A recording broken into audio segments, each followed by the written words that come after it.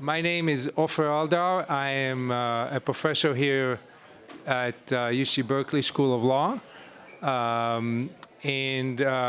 We are going to do the panel now on legal scholarship. Perhaps the most important item in your teaching file is really legal scholarship, right? What you write, what you publish. And we have a wonderful panel here today to give us, different perspectives on legal scholarship. So we have Jennifer Chacón, Afra, let me pronounce it, Afsharipour, and Eric Goldman. They're going to give us their perspective. So we're going to start with Afra. Okay. Hi, is this on? Hi, now it's on. Nice to meet all of you. I'm Afra Afsharipour. I write and teach in the areas of corporate law and corporate governance, as well as in transactional practice and gender and racial inequities in corporate law and corporate governance. So that's generally my field. I have been on the faculty at UC Davis since 2007, and I've only been on the faculty at UC Davis, so you're really lucky because we've got other panelists who have perspectives from a whole slew of different types of schools, and I think actually some of the advice we'll give you, it'll be important to kind of think about what type of place might be the right fit for you, what different schools might be looking for in terms of scholarship. I was also at UC Davis for 6.5 years, our Senior Associate Dean for Academic Affairs, so managing both being on the hiring committee, but then also managing all the teaching and everyone's teaching packages and negotiating with candidates and advising candidates through and junior faculty through their sort of scholarly program. So I've got a little bit of that hat on as well. So I'm a corporate law scholar.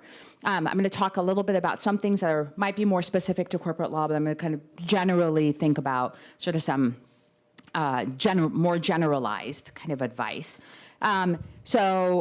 Jonathan graciously and Ofer gave us some questions and things to hit upon. And one is really this big question of like, how much writing do I need to do before I go out into the market? I would say we see very few candidates at Davis who do not come in and without some level of publications already under their belt outside of their job talk paper. So in general, maybe it's 2 or 3 pieces, maybe it's one really large, significant piece, but that's prior to the sort of in addition to the job talk piece that they are proposing. And I think that there might be some flexibility in the types of pieces based on both the field that we're looking in as well as where the candidate is in their sort of trajectory since law school. So I'll give an example. We hired a candidate a few years ago, has been super successful as a junior faculty member. They had some law review pieces, mostly in specialized, kind of specialty law reviews, not a general law review, but had done policy-related writing work for 10 years since law school. And so that person just came in like ready to hit the ground running in terms of big questions that they could ask in their scholarship and has made them very successful. They were different from other candidates that maybe had 2-3 years of practice, but came in with like 2 major law review type of pieces. But they were so well versed in the literature and in the current debates in their field that they could really kind of ask important questions. And I think that is partly what committees will be looking for, right? What are the, so sometimes people will say, I'm thinking about this topic. And I'm like, that's not helpful. In the sense that you're not writing a topic, right? You're not writing a book when you're an entry-level candidate or you're thinking about a law job. You're really thinking about what are the questions that I'm interested in either the big questions or the more concrete, specialized question you're asking in that particular paper. How am I approaching it in terms of answering that question? How does this relate to the existing literature in the field and the questions that are being asked in the field? Why is this important? Like, why should anyone care and read your paper? I always say that's like one of the important things. Tell me as a corporate law person why your international law paper is at all relevant, right? To sort of broader questions, but also to questions within your own field. And that means, I think I overheard the end of the last panel, but really understanding what are the big questions in your field, or what are like unanswered questions in your field, or in that sort of intersection of fields that you might be in, right? So, as I said, I write on corporate law, but I also write a lot on gender and racial inequities in corporate law. Frankly, I didn't do that when I first went on the market because people told me that nobody cared about these issues in corporate law. And so I stayed away from it for a while. I think that has changed in my field kind of overall over the past 10 years. And they are sort of hot button topics and issues and questions in my field. But I could also see, because I had 7.5 years of practice experience at a large firm, that these were questions that were not being asked. These were like holes in the scholarly literature, and that I could contribute something by asking the question and sort of approaching it with answers. I have primarily published in general law reviews, and then as I've kind of went through my scholarly trajectory, then I started publishing sometimes in books and book chapters or in specialty law reviews. I think for a candidate that's going out as an entry-level candidate trying to get a job, it's better not to focus on book publications or book chapters or on necessarily specialty law reviews, but really to try and aim for the more general law reviews. Because you're also trying to show the audience, in terms of the other professors that are evaluating your file, that you are someone who can kind of talk to the academy kind of more generally. Of course, in some fields, there are some specialty law reviews that are really prestigious. So I also write in comparative corporate law and comparative corporate governance. If you place a paper in the American Journal of Comparative Law, that's a really well-regarded, peer-reviewed specialty law review. And if you are a person who's going out into the market and you've got 1 or 2 pieces in the American Journal of Comparative Law, that would be considered, I think, quite favorably by committees. One of the other questions they asked us to think about is like, the co-authoring with senior authors and other authors. I think if you have that within your CV, that can be helpful. But I think for the job talk paper, generally, I would advise most candidates, it really should be something that is not necessarily co-authored with a senior person, because then there will be these questions that sometimes committees will have. How much is this your original work? How much is this sort of their ideas or their thoughts? Do you have your own scholarly voice? A lot of those types of questions will come up. Can you hit the ground running and write your own papers when you are a candidate? Couple of other things, your research agenda and your abstract and introduction. I can't stress enough like how important those are. Yeah, I was just working on a paper. I rewrote the abstract 17 times.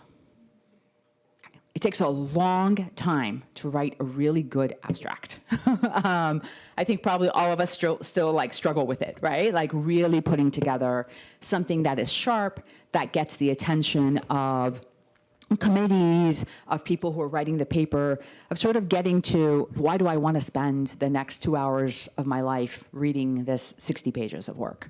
And so the abstract can be really important. I think the introduction, similarly important. The introduction should do some of the things that I said you should think about as you're working on your project, right? Where does this fit?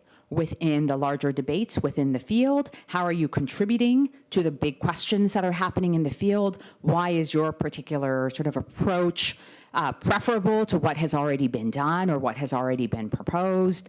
If it's an empirical paper, sort of where are you filling in the gaps or the holes?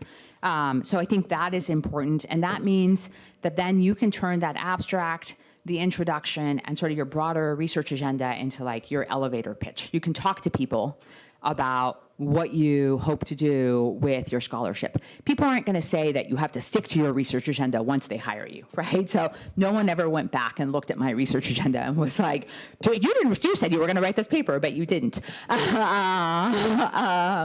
I think that the research agenda kind of conveys that you can ask the right kinds, you can ask interesting questions within your field. And that sort of pitch, that elevator pitch, that 2 minutes, the 3 minutes, the 5 minutes can be really important.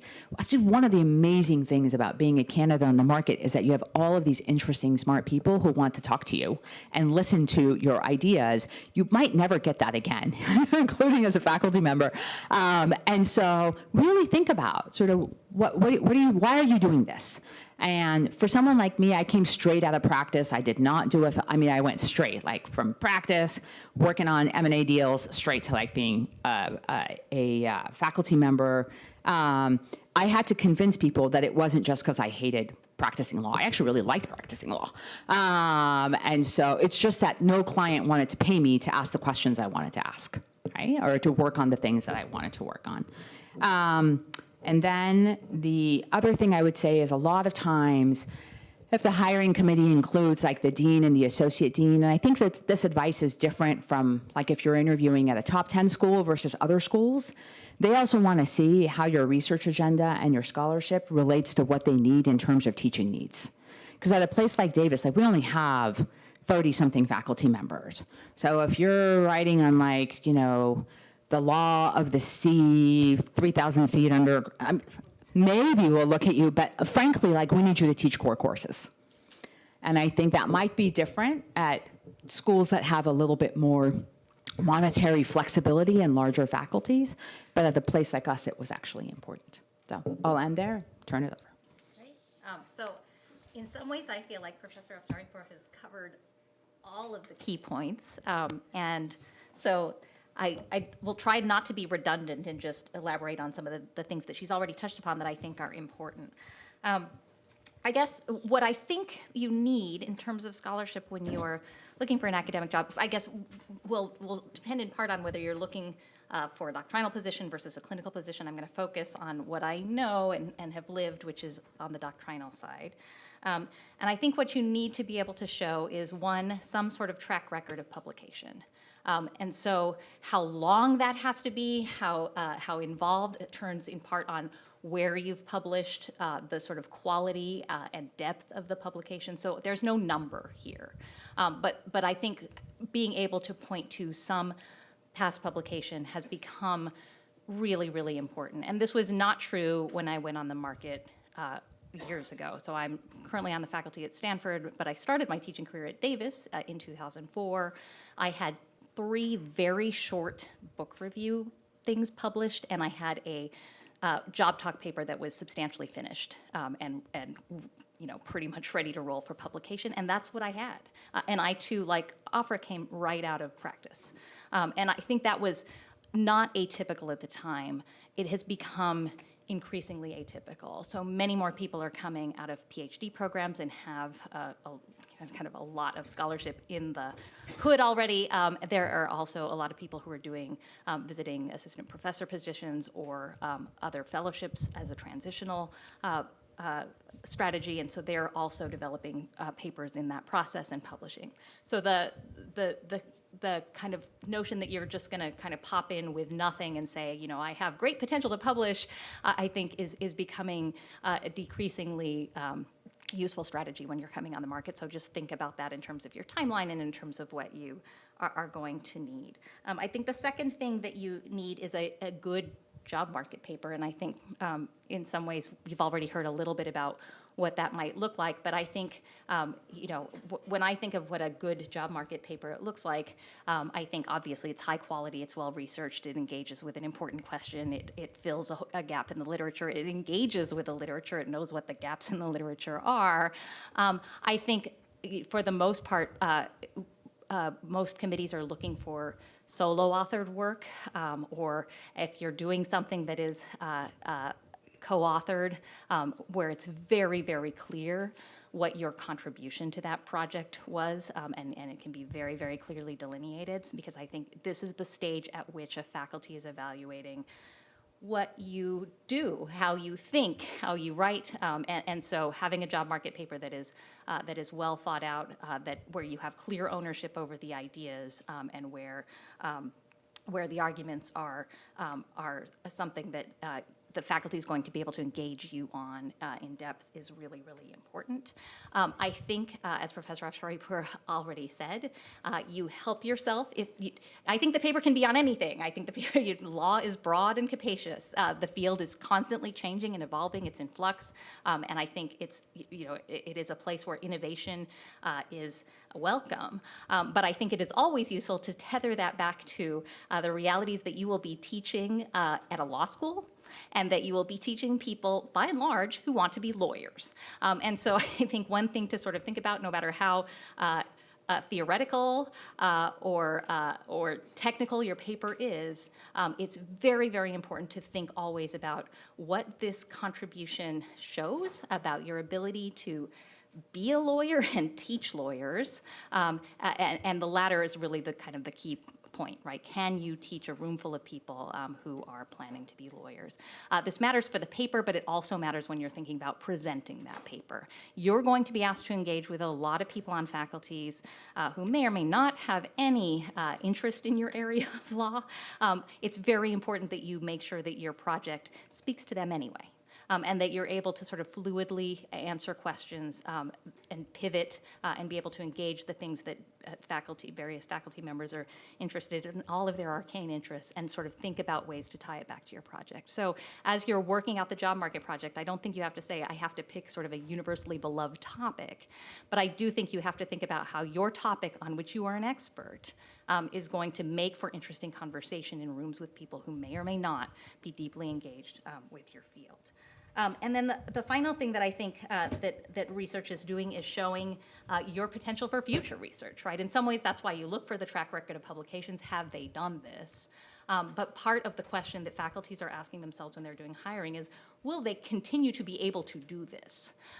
They ask that question with people coming out of PhD programs. Is this someone who, when they are no longer in a program where they are, basically spending all their time doing this, are they going to be able to do this? Are they going to be able to do this, balance this with administration and with teaching? They ask this about people who are coming out of practice. Are they going to be able to come up with questions, interesting research questions, when they're no longer engaged in the daily practice of law? So you want to be thinking about how your paper, your presentation of your paper, and your research agenda signpost those questions of, what is this person's future scholarly potential? And so this goes back to Professor Afsharipour's very important point, right, about having a research agenda that is well thought out, that tells a story, not just about what your current project is, but how it connects to the things that you're thinking about, and make sure that that is a compelling and convincing story about future you, and the sorts of projects that you hope to use your current project to build. And here again, and this is, I think, is really important, and Professor Afsharipour said it, the research agenda is not a contract. It's not binding, so it's useful to sort of think about what your imaginary future scholarly self will look like, and to be serious about it, and to engage it deeply. But you're never going to have to deliver on all of it. But I think it's useful if it is representative of the sort of scholar that you want to be. So those are the things that I think the scholarship is doing in the hiring process, and I think that's true regardless of which school you're applying to. I think all schools need to teach lawyers. I think all schools need people to teach. Even at highly research schools, we'll talk about having more flexibility, but at the end of the day, first-year students still need to take first-year classes, and somebody's got to be in those classrooms teaching them. And if you are somebody who can convince them that you can be one of those people, that is better for you on the job market. Whether that's first-year classes or whether that's teaching big service classes, corporations is a good example, administrative law, right? If you can convince them that you are going to be a wonderful scholar, and you have the capacity to connect your scholarship to the teaching that you're doing, and or just be an excellent teacher, I think that really helps. So it's useful to just think about that. So I think that's sort of what I think you need, and the why. It kind of tells you what scholarship is doing in the process, where people are trying to make a judgment about your long-term prospects as a scholar. That's what you're sort of designing, is a package to convince people that you have been productive, that you are asking interesting questions, that you are engaged with and interested in the research, and that you will continue to be all of those things as you move through your life. So that's my big picture points on kind of what scholarship is doing in the process, and sort of how to think about getting yourself ready for that. The second and final point, because I don't want to take too much time, is what are you doing in your scholarship? Like what is this job talk piece, and what are you writing? I think it's really useful for people to situate themselves as they go on the market, and think about, what kind of scholarship am I doing? Right? Am I working with large language models? Am I doing, am I kind of doing traditional doctrinal scholarship? What is this that I'm engaging with? How would it be labeled? And here I think Martha Minow has a piece about the different kinds, kind of archetypes of law review articles. She has a second follow-up piece with Professor Tobin that sort of elaborates further on that. It might be useful to look at those pieces and just think, what kind of scholarship am I doing, right? Where do I fit in these sorts of archetypal modes of scholarship? Because I think a lot of people, particularly when they're coming, as I did and as you did, from practice, haven't really thought about what it is they're doing, right? They've seen law review articles and they're writing a law review article. But I think it's useful to think about, what kind of work am I doing? What kind of work am I interested in doing? Because I think that just helps to situate you. And it also helps you to think more about what your papers ought to look like. So think intentionally about the kind of scholarship that you're doing, what to call it, what other kinds of work that it engages with. Know the modes. And then I already said this, but know the field, right? Everybody can have blindingly insightful observations, particularly coming out of practice where you're being asked interesting and arcane questions that other people haven't thought about. But you have to be able to demonstrate to a faculty that you have read and surveyed the field, and that you are kind of sensitive to how your blinding insight fits within this broader constellation of projects. So really take the time to know the field. And when and if you are interviewing at schools, it's useful to look at what the people on that faculty have written about the about the thing that you're doing, and think about how your project might relate to theirs, right? Because that's the conversation that you're engaged with. And I want to just close by saying that, I've been on hiring committees now at UC Irvine. I've been on hiring committees at UCLA. I was on the entry-level committee at Berkeley the year I was here, and I just chaired the Stanford hiring committee last year. So I've done this a lot in a lot of different contexts, and I think the advice is surprisingly constant in a lot of ways. There are differences, and I'm happy to talk about those in Q&A if you want to. But these big picture points, I think, really translate across boundaries.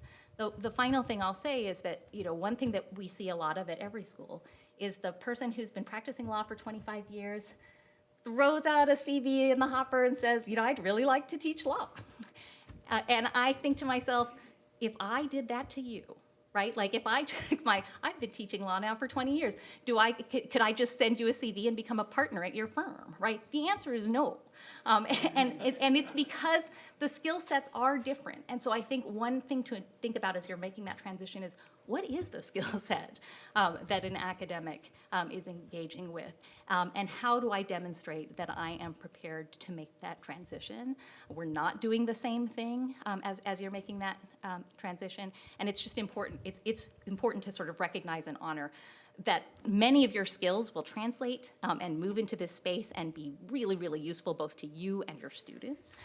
But there are other skills that you need to be prepared to sort of add to that collection of skills. And being sensitive to that, I think, really helps to navigate that transition more successfully. So I'll stop there.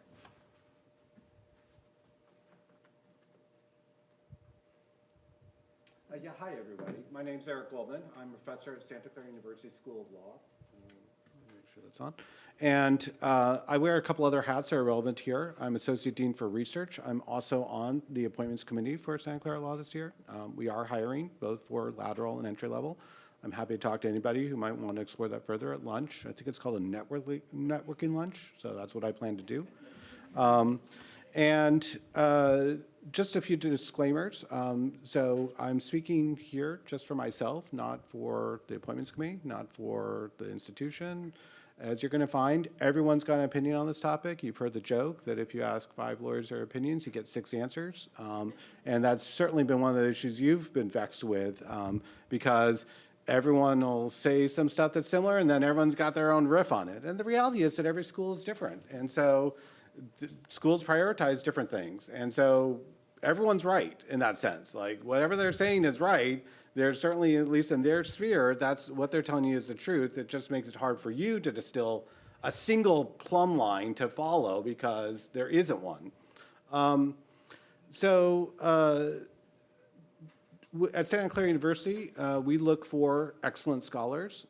We also look for excellent teachers. We look for excellent community builders and people who are engaged with both our school and university community and the public at large.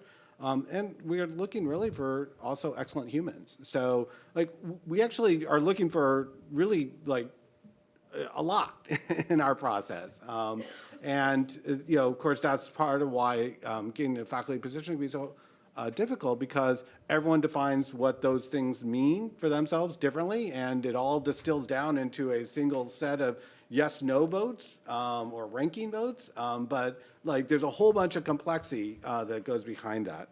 I'm going to focus on tenure stream positions or tenure line positions. For entry-level tenure track.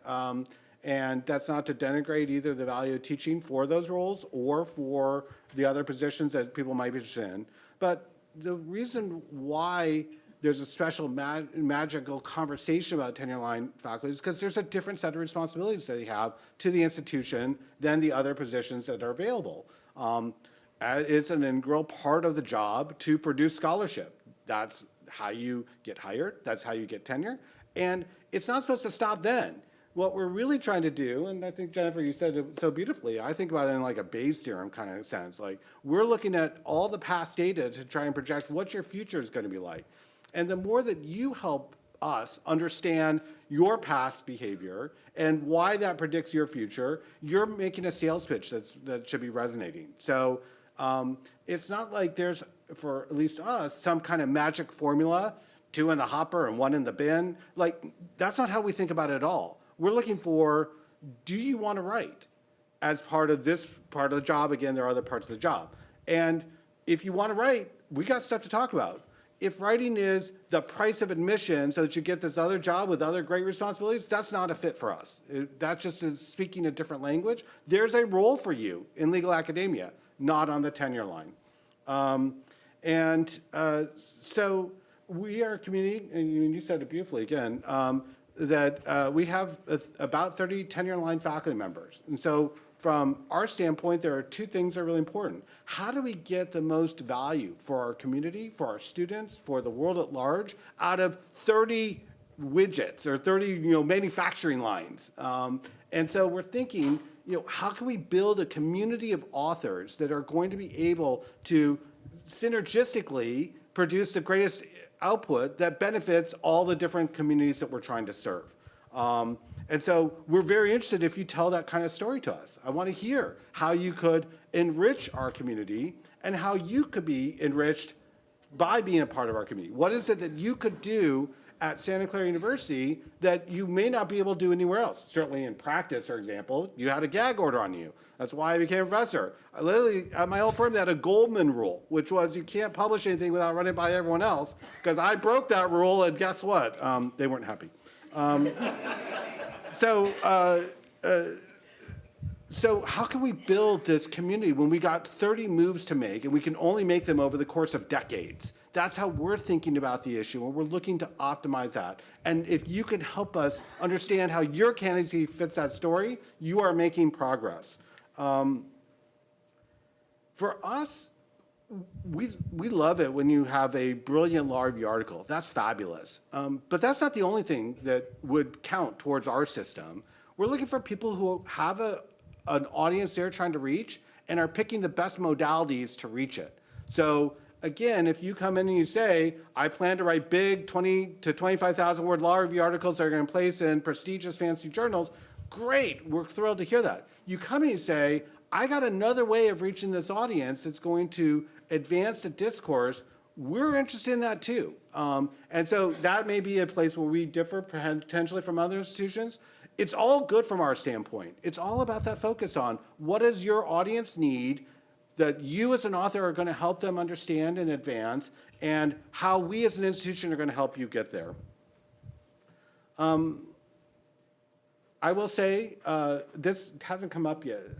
There was a whole discussion about like off-market job listings. Congratulations for that. I did not get that.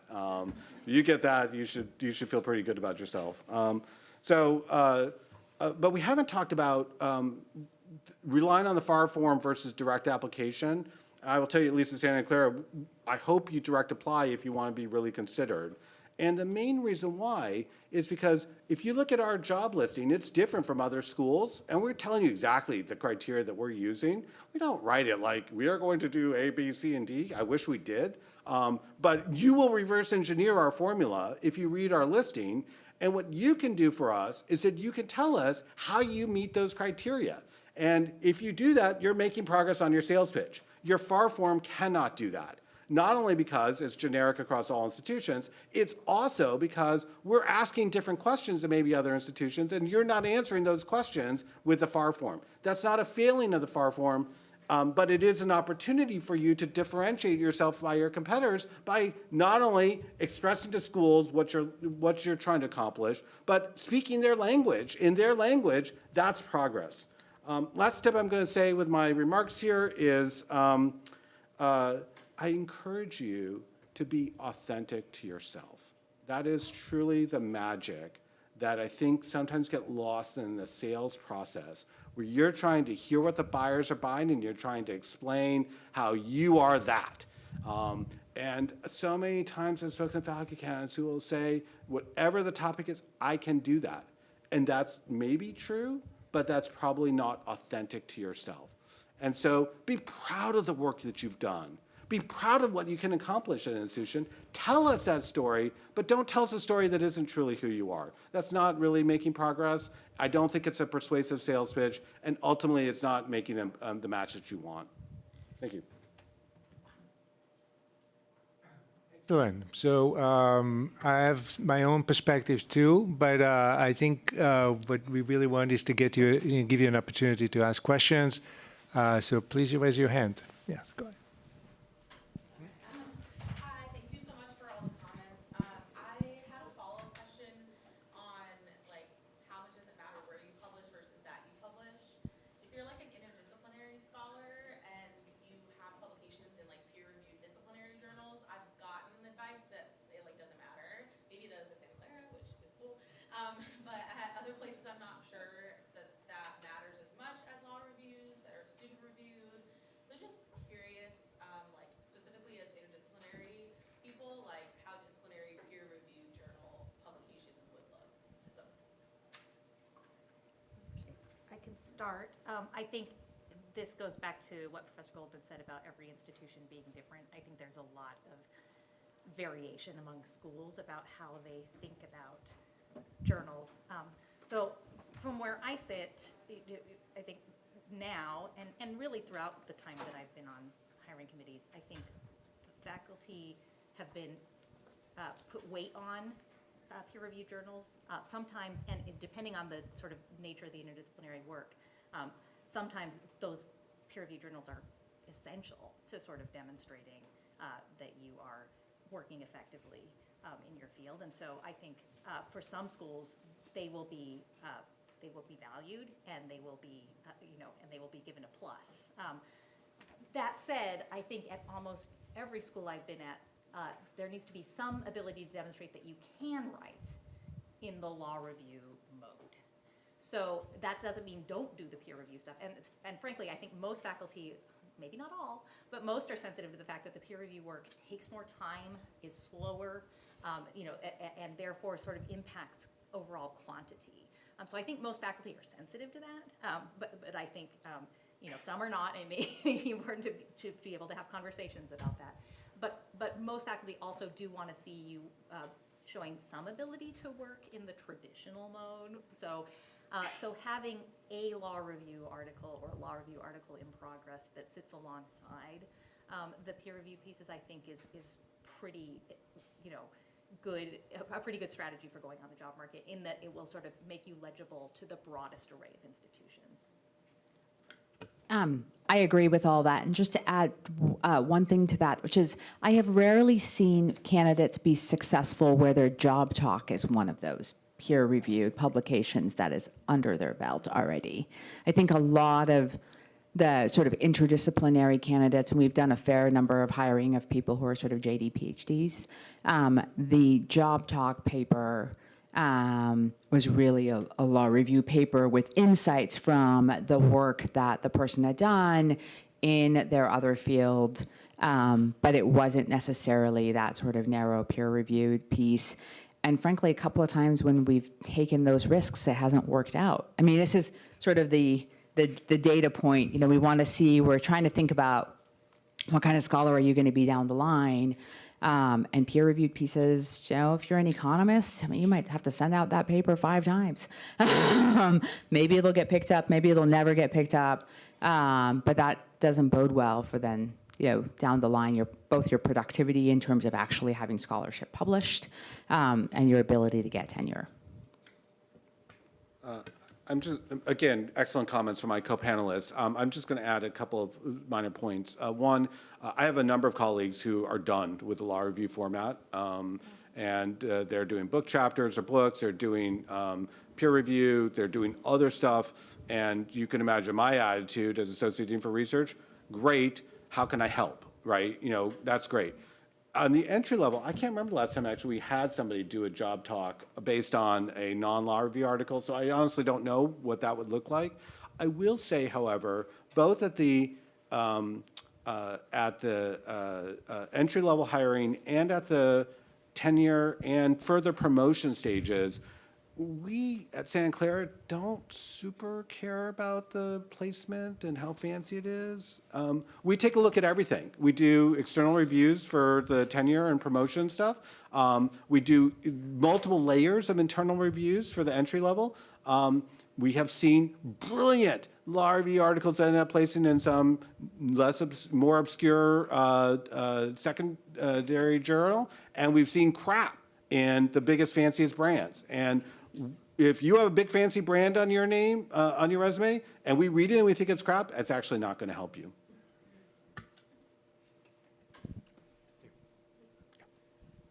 Another comment, please, on the marketability of having a book. I have a case book coming out versus law review articles. Yeah, I think I was, as you were saying, some of your colleagues are done with the law review form. I was like, oh, I sympathize. So we do see more people with book manuscripts on the market. I would say a casebook, though, is different. So I would probably distinguish an academic manuscript from a casebook. And I would say the casebook would be it's something that people would say, that's awesome. It obviously speaks to potential to teach. It speaks to the fact that this person is engaged with the field. So it has some plus value signaling functions, but it wouldn't be seen as a work of scholarship that you could use as a job talk paper, and it's not going to sort of count as a scholarly work for purposes of thinking about what's on the scholarship side of the ledger. So I think it's a good thing, but it's not enough. It's not going to be enough standing alone, and it's something to think about a little bit differently from how you would think about an academic manuscript or a law review article. I agree with that. Great. Over there in the middle. Yeah. Yes.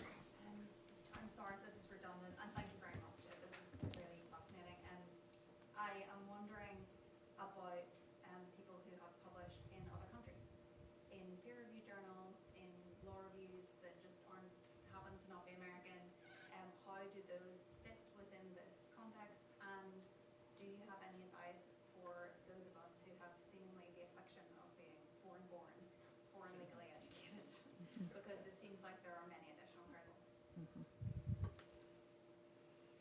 start. I would say that I don't think you're wrong that there are necessarily additional hurdles. I do think, depending on the field, like some of us are pretty aware of journals outside of the United States that are really influential and well-known. I think that in some other jurisdictions, the journal articles are not that dissimilar from the sort of the law review article. And so I think if you have that package of plus pieces, that is helpful. I'm not sure that I would necessarily make that my job talk piece. But I do think, we have looked at candidates in the past that have had publications, international sort of foreign publications in English, right? Because we're not able to evaluate your great piece in German, right? But that, it's a plus piece, but I don't think that will carry weight in terms of the job talk. The other thing I would say is I think this is different for different schools and different faculties. Some faculties are very reluctant to take a chance on a candidate who has not practiced law in the US. I have seen that now. That's not true at every school, and I think every school has a different culture about it. But I've seen that now too many times, where faculties are just really reluctant to do that. So I would think about that a little bit. I saw the bar last week, so we'll see. Perfect. Yeah, do you go ahead? Who's next? Yeah, you. I agree. I think that there are some implicit hurdles that a foreign-trained faculty candidate are going to have to overcome. From my perspective, and this may or may not be totally helpful, on the scholarship side, somebody could convince us that they can produce excellent scholarship that speaks to audiences through their past practice. So I don't want to say that fixes problems, but like it strikes me, if we call it a problem, it is fixable in that respect on the scholarship side. On the teaching side, the question we would have, and my colleague Dean Norris is going to talk about teaching more, and she may have more to add on this later. From my perspective, I want to make sure that we can help students get from where they are to where they need to be as a professional. And it is possible that somebody who's been trained in a foreign country could do that.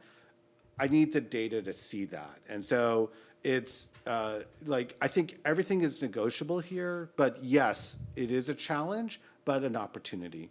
And of course, anyone who has that brings a ton of extra things that a domestic candidate can't bring, and that would be all part of the sales pitch. Let me show you the things I can do to enrich. You got those 30 moves, and here's one of the ways you can make a power move in that 30 to do some things that you're not currently doing.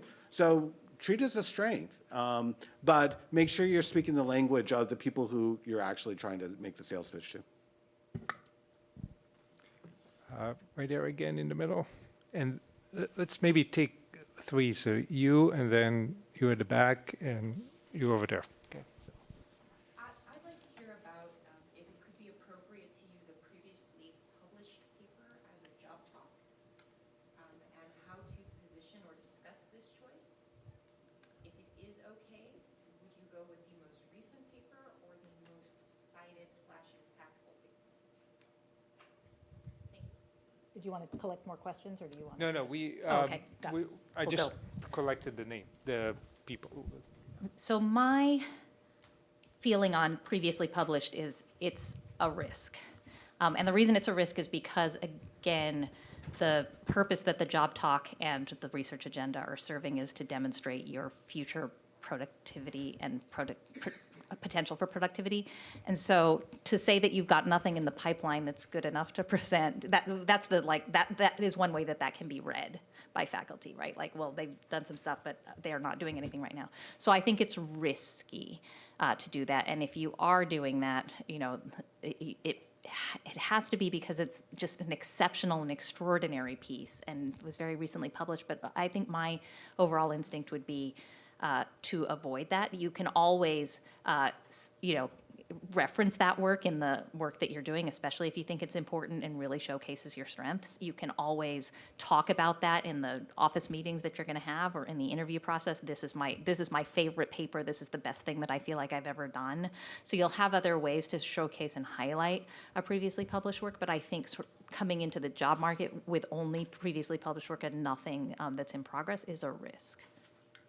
I agree with that, and I would add one thing, which is a lot of times faculties want to be having a conversation with you when you are giving the job talk, and they want to see that you are open to feedback. They want to see how you answer questions, and they want to see that you are someone who might be open to having a further discussion with them about maybe a different lens for one aspect of your paper. And if it's an already published paper, it's a lot harder to have that conversation.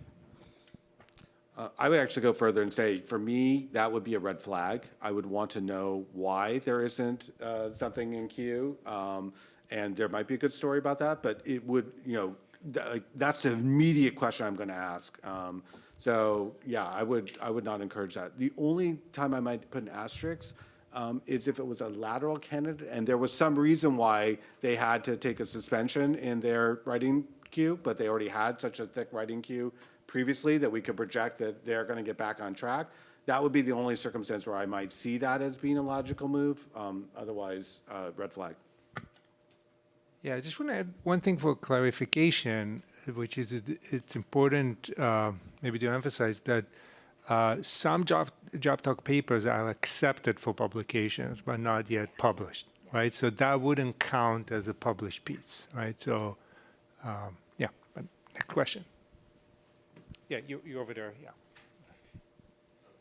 Yeah, yes, sorry, I don't have names. So thinking about the audience for the job talk paper, so for any law review article, you're going to have multiple pooling audiences. You've got the 2Ls who are going to be accepting it. You've got your core audience and your field as well.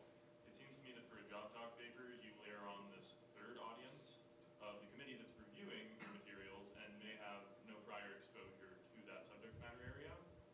Should you just write the paper as any other paper targeting your discipline, or should you say, if you're a private law scholar, like work in Easter eggs for the public law audience that you can bat around the committee? Just kind of wondering about that trajectory.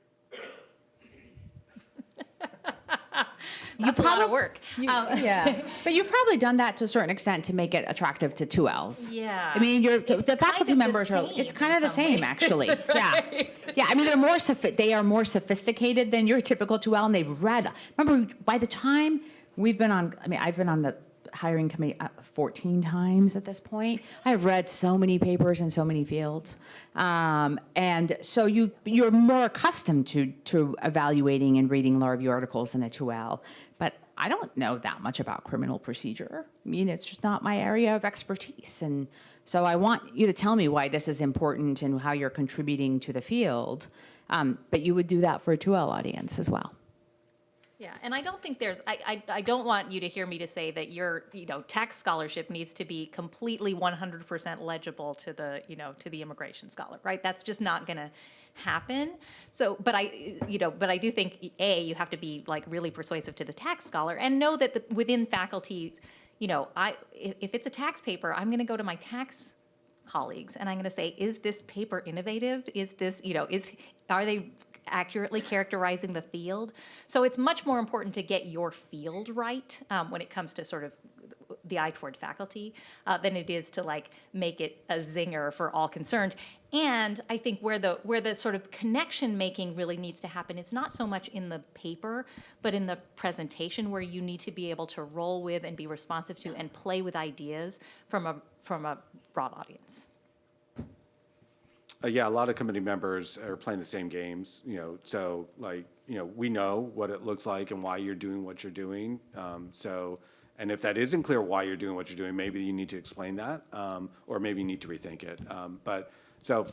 And frankly, for us at least, we think of a draft as a draft. And so we don't expect it to be perfect. And, in fact, a lot of the value from the job talk is to see, as people are banging on this, how is the candidate responding to the various points of, the softer spots in their paper? And are they willing to, recognize where they can improve and learn from that? And that goes back to my idea, like, as a community of 30 authors, how are we working together and building each other up? So, anything that you're doing, I wouldn't like think of us as the appointments committee as a separate audience, because we're in the same boat as authors. I will say, if you are doing Easter eggs, I'm a fan of 80s pop culture personally. Never get upset when I see a good 80s pop culture reference in the footnotes. Fair, fair. Okay, next, I think I had you over there first, and then maybe. I'm Christina, and my question was about what you just said, like the faculty being like a community of 30 scholars that you're joining. My question is, how much variation is there in size and faculty, like in tenure-line faculty in different institutions? Because other than just like counting people's names on a website, like is there a way to get a sense of this? I'm sorry, I'm going to pipe up before my colleagues. Not only if you couldn't do that, but because, as you heard in the first panel, like people are often wearing different hats at the same time, like that's just not possible. Like I think there's some accreditation requirements that you could look at. Yeah. But like those numbers are kind of subject to interpretation. Well, the 504 requirements that are on this every school's website does have some basic information, but you could, if someone is like full-time and a clinician, some schools have clinical tenure track lines, some schools do not. Some schools have tenure track legal research and writing, and they would include that. But generally, those people are not necessarily subject to the same sort of scholarly requirements as someone who's more a doctrinal professor. You can kind of figure it out. And sometimes you can also figure it out by like the number of students they have, right? We're relatively small, you're relatively small, you're relatively small. But if you're interviewing at Fordham, they're a lot bigger, right? So they've got a bigger faculty. You can get a sense of it. But I think, the ABA disclosures will tell you ballpark at least, how big or small is this faculty. You're over there.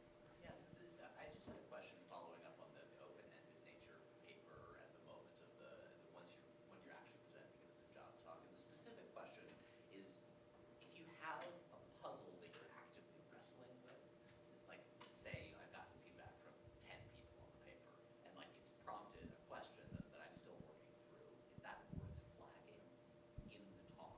If you think it's an interesting question that doesn't necessarily have a clean answer, but you'd actually be interested in kind of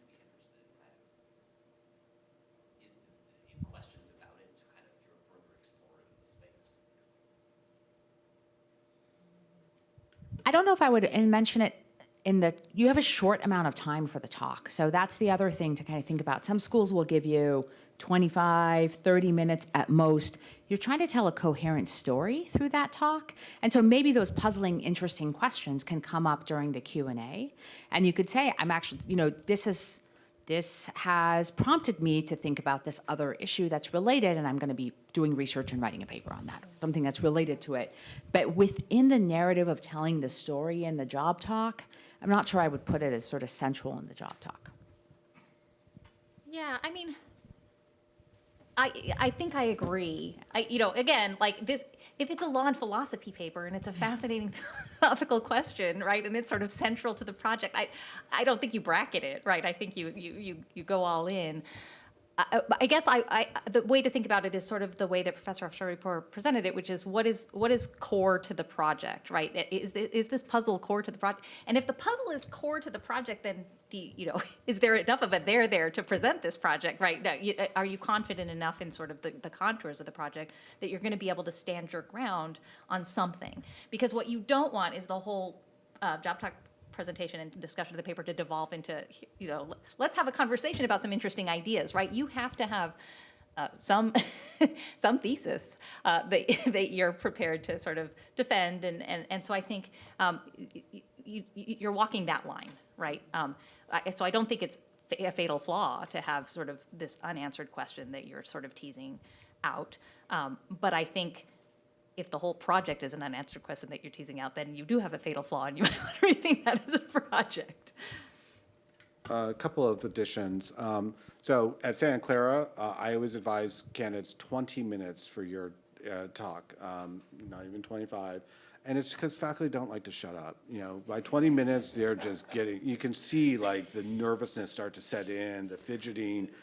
20 minutes without a faculty member talking is a very, very long time. So 20 minutes. So what are you going to do to maximize those 20 minutes, right? And I think you got some great sage counsel here. From my standpoint, again, speaking just me, if there's a puzzle in the paper that is not acknowledged and is obvious, then I actually going to count that against the candidate, right? Like you need to know where there's the soft spots in your paper, and if it's so core to the topic, you need to be upfront and express, this is what's going on. I personally am fine when authors tell me, I don't know how to tackle this problem. Let me tell you the methodologies I'm using. Let me tell you the things I've already considered. Here's the pros and cons of each. And here's, I see a judgment call, it's like a 55-45. I'm leaning this way, but it could go that way. To me, that could be a great job talk, right? When an author's breaking the fourth wall to be transparent about the challenges they're having as an author and explaining what they're doing to overcome that, that's making visible to me all the things I want to know. Are you actually doing all that work? So there's an opportunity there. But Jennifer's point was, if that's the essential piece of it, that could be a real problem. And I will say that at work in progress conferences, which are different from job talks, that's actually quite common to come in and say, I have a dilemma and I don't know how to solve it. And I'm trying to work it out in front of this audience so I can get the feedback to figure out how to proceed. So there's plenty of times when that's actually completely legitimate. And so you're trying to figure out how do you maximize those 20 minutes of airtime you have. And I'd leave it to you when that's going to be right or wrong.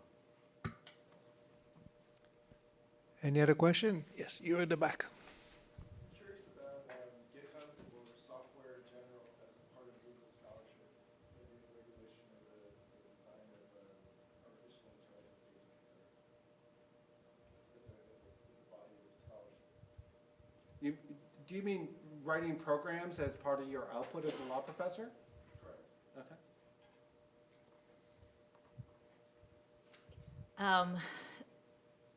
So here I think you're going to, yes, it is now a part of legal scholarship.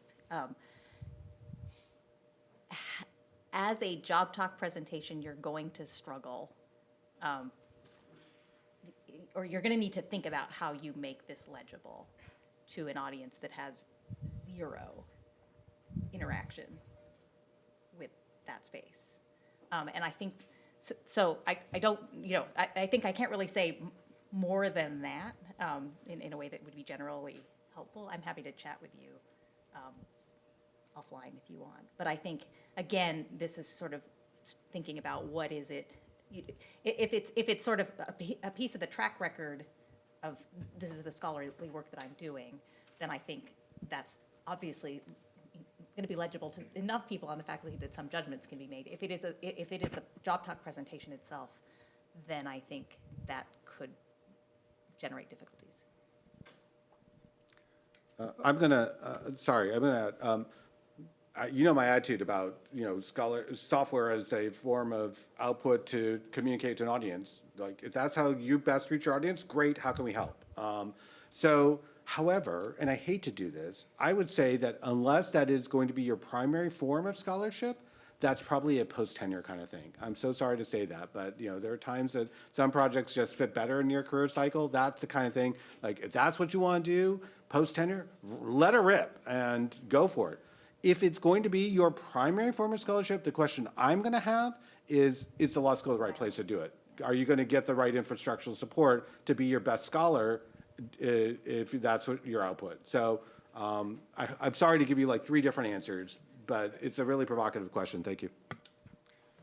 Okay, unfortunately, we're out of time. And also, we have with us now the Dean of UC Berkeley School of Law, Erwin, who will say a few words. Thank you, Erwin.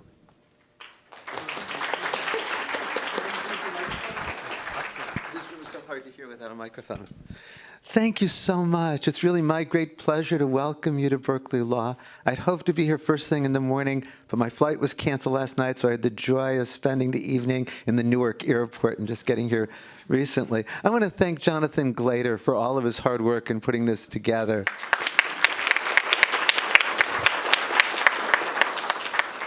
Jonathan said that he was going to begin by quoting me that I think being a law professor is the best job in the world. I'm about to start my 46th year as a law professor, and I still love it as much as when I started. Taught my first class at DePaul Law School as an assistant professor in August 1980. And it's a true story when I tell you, I went home after my first day of teaching and said to my wife, this is what I want to do forever. I know that no one comes to any conference to hear the dean's welcome. And I also know that I'm what's standing between you and lunch.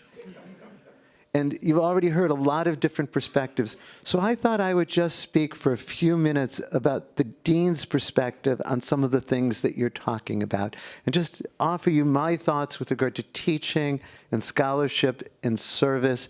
And if I'm repeating what's been said, well, then at least I can rationalize I'm reinforcing it.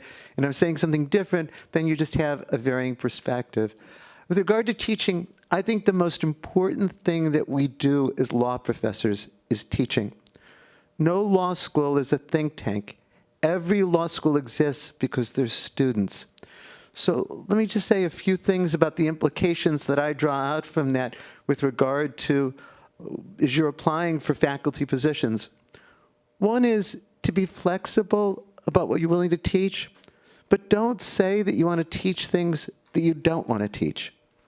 I've now had the experience several times as a dean where when we've made an offer to somebody, we offer them to teach the thing that was #1 on their faculty appointment registration form, and they say, no, I don't want to teach that. And they go to #2, I don't want to teach that. They have offers someplace else, and they say, what I really want to teach is something else.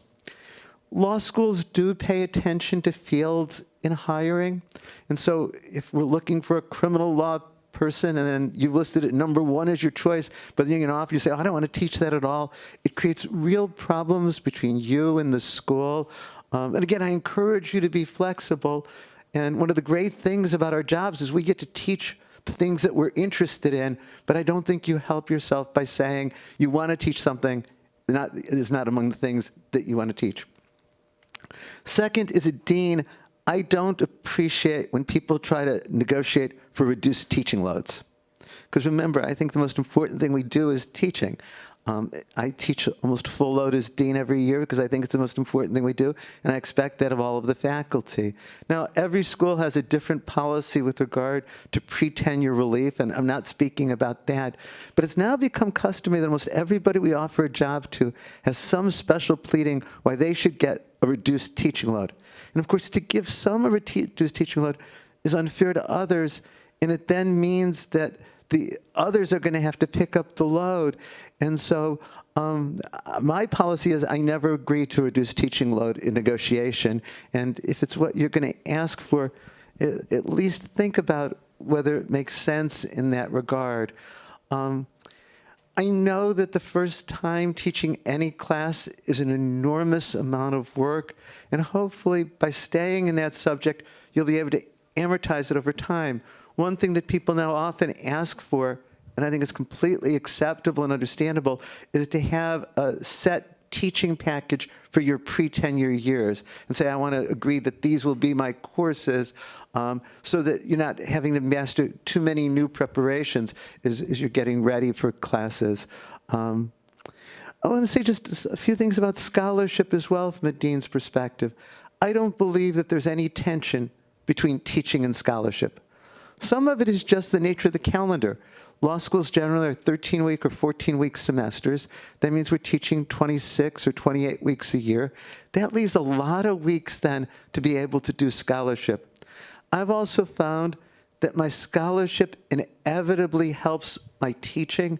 The things I learn in in-depth research make me better in the classroom. And at the same time, many of the articles that I've written come from ideas that I had in presenting and preparing the material to students in class. With regard to the research, I know that each of you, as you go into the job market, will prepare a research agenda. And it's important as a way of showing schools that you're somebody who have a lot of ideas about what you're going to be writing about. But don't feel that you're committed to have to produce that research agenda in the same way as what I was talking about with regard to teaching. I think it's so important to be open to new ideas for scholarship as they come to you. I think one of the most important things when you're doing scholarship is to pick the topics that really interest you. You're going to spend so much time on that article. So do that. Be working on the things that are most exciting to you. One of the first major articles I did came from an idea that I had in teaching a class. Another major article that I did was a colleague came to me and said, I think this is a great article. And I read it and said, I disagree with everything, and wrote a reply to it. And so just always being open to what is in your field that most interests you and excites you with regard to scholarship. And as I was listening to the last question, schools vary in terms of what they expect in scholarship with regard to both quality and quantity. And sometimes it's found in written standards. More often it's part of the norms of the school. And one of the things, perhaps in the interview process, and certainly getting there, is a sense of what does this school expect with regard to scholarship? What does it expect in terms of the type of scholarship? What does it expect with regard to the quantity of scholarship? And finally, just include by saying a few words about service, starting with institutional service. As a dean, I take institutional service very seriously. I'm at a university that considers institutional service as part of the tenure and promotion process. I know as a dean there are some faculty that I can really count on who will come through when they're needed, and some who won't. And I think you want to have the reputation at your school from the beginning of being in the former category. I think you want to develop the reputation from the beginning as being a really good colleague. At the risk of being presumptuous, I'd urge you as you start teaching to try to be in your office as many days a week as possible, to get to know your colleagues, to be there for students. Maybe of all the things I'll say to you, this might be the thing you most remember. I think when tenure decisions are made, more than anything else, they're about the faculty deciding, do they want to keep you as a permanent colleague? And so as you go through the pre-tenure process, always be thinking about how do you develop the reputation of being a really good colleague on the faculty. And last, with regard to service, I hope that you will do pro bono work from your first days of teaching and throughout your career. I realized during the first year of teaching, it's hard to do anything but prepare for class. It's not realistic to be doing much scholarship or much pro bono work or much institutional service. But as you gain experience, there's the opportunity to do pro bono work. I actually wrote a law review article a long time ago saying that I think the law schools should require their faculties to do pro bono work. I've never tried to implement that as a dean, but I believe it. And of course, what kind of pro bono work will depend on what your field is, what your past background is, what your skills are. But I think some of it is that it sets the right example for our students. Some of it is I can tell you that the pro bono work that I've done has inevitably tremendously benefited my teaching and my scholarship. And so in this regard, I would encourage you to be doing it as early as you can in your career. I just conclude by saying, I hope that after you've been teaching 45 years, you'll be able to echo what I say. This really is the best job in the world. And thank you for being here today. And there's lunch outside, I know.